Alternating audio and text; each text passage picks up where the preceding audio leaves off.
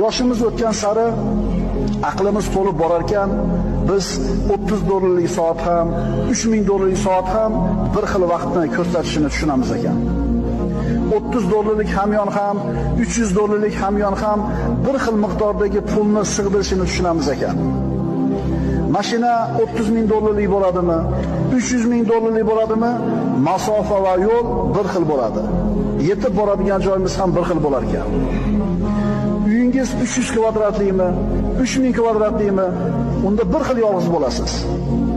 Sizning haqiqiy ichki baxtingiz dunyoning moddiy narsalardan kelib chiqmaydi.